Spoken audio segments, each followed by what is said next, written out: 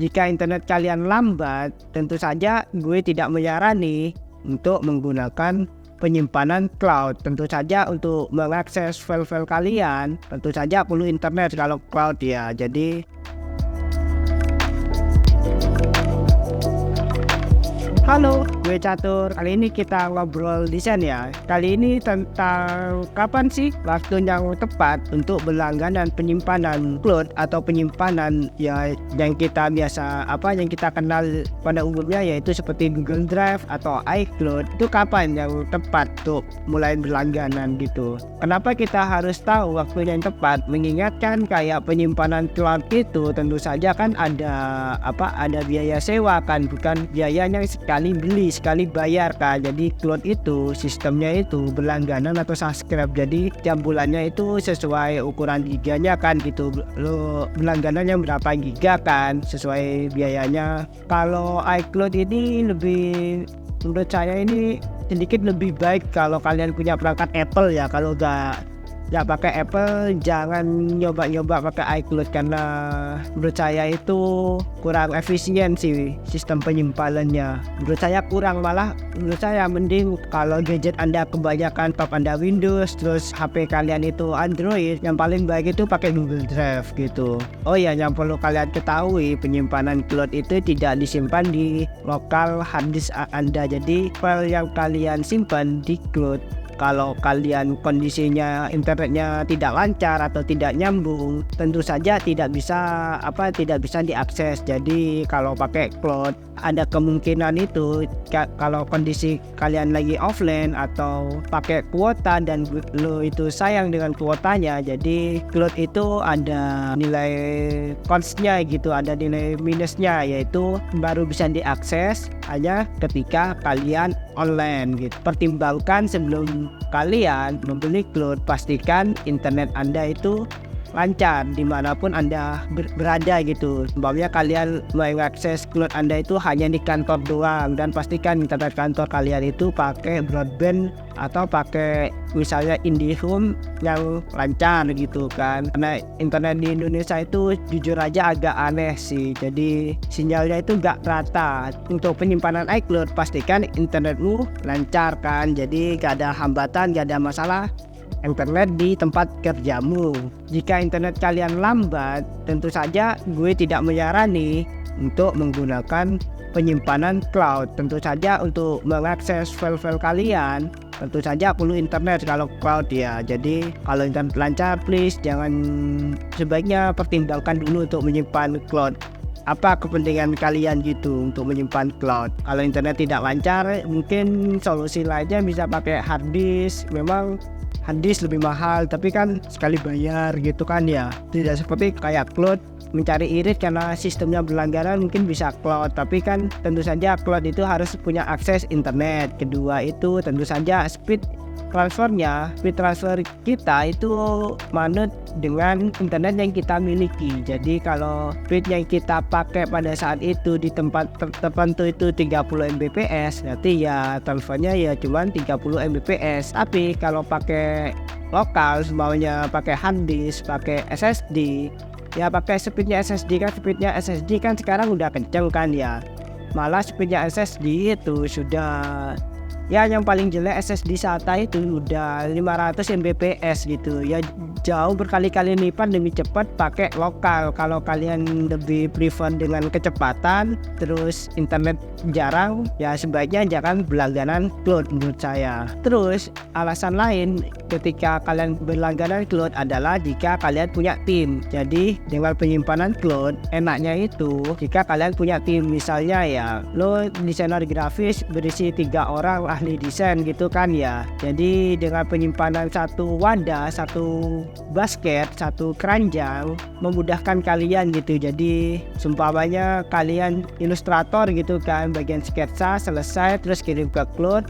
Di cloud kan yang open access itu kan yang login itu 3 orang, jadi begitu di upload yang di sana lain bisa akses file kalian, terus file kalian di online gak perlu kita ketemu hanya untuk transfer file. Jadi lebih ke fleksibilitas kerja tim lebih tepatnya. Susah sih dijelasin, pokoknya kayak gitu sih. Intinya lebih ke fungsi fleksibilitas. Upload itu lebih enak karena kita itu gak perlu ketemu hanya untuk transfer file, jadi bisa dikirim lewat by internet gitu. Terus bagaimana Kak jika saya tuh gak mampu beli hard disk tapi gak pengen juga berlangganan di iCloud gitu, tapi gue tuh kadang setiap hari tuh perlu mengirim file besar gitu. Nah kalau seperti itu masalahnya, saya sih punya solusi yang gratis ya ini. Jadi ada salah satu solusi yang sampai saat ini gue pakai, yaitu WeTransfer. Jadi mengirim file menggunakan WeTransfer. WeTransfer ini punya limit 2 GB, jadi kalian itu bisa kirim file apapun, nanti outputnya bisa berupa link atau email gitu. Jadi batas maksimalnya itu 2 GB, bisa kalian gunakan gratis. Kalian bisa kirim file, terus begitu selesai terupload kalian bisa share linknya atau kirim melalui email, itu bisa.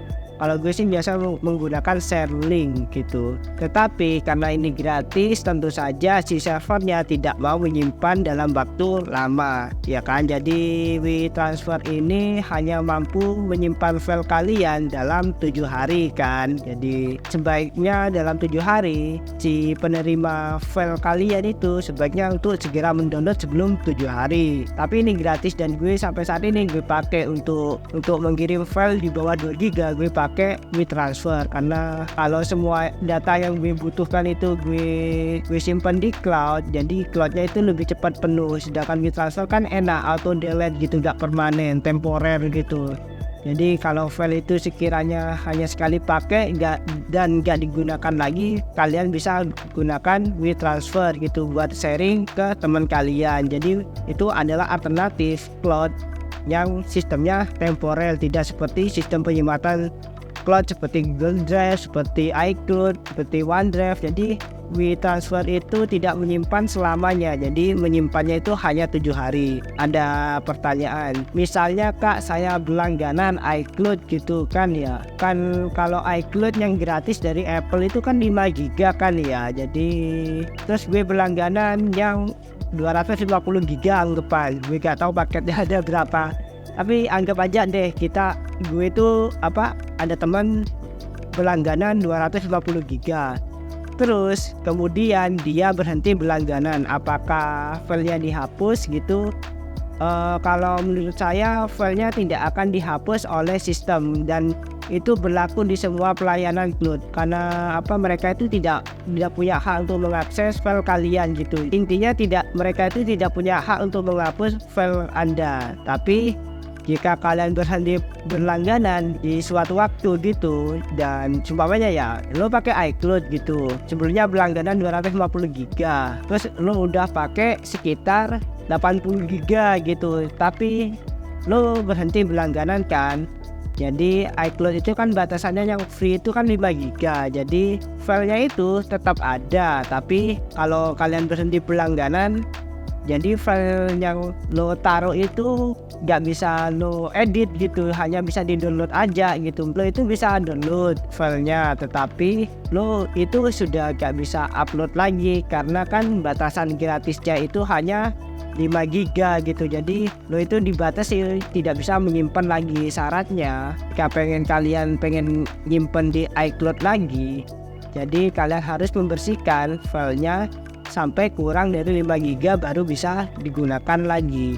Kayak gitu kalau kalian berhenti berlangganan di suatu sistem penyimpanan cloud. Jadi itu saja. Jadi takeaway-nya itu, kalian itu jika ingin berlangganan penyimpanan cloud, pastikan ada uangnya pasti. Terus kedua, internet di tempatmu itu lancar dan memungkinkan untuk kalian upload dan download dengan lancar juga. Jika download dan uploadnya pelan, please sebaiknya dipikirkan lagi untuk memulai berlangganan cloud ya, daripada kalian buang-buang uang kan ya. Yang ketiga itu, jika kalian bekerja dengan tim menggunakan sistem cloud, itu lebih gampang karena kalian itu gak perlu harus ketemu dengan orang jika membutuhkan file gitu kan. Jadi bisa kirim lewat penyimpanan cloud, lewat penyimpanan Google Drive, penyimpanan iCloud, penyimpanan OneDrive, itu bisa dilakukan gitu. Jadi gak perlu harus ketemu hanya untuk menerima file. Intinya jika kalian sudah membutuhkan keringkasan dalam bekerja tim, mungkin sudah saatnya membutuhkan cloud. Itu saja konten kali ini. Thanks sudah menonton. Jika suka konten seperti ini, jangan lupa share ke teman-teman kalian. Jangan lupa subscribe. See di next video ya. Bye.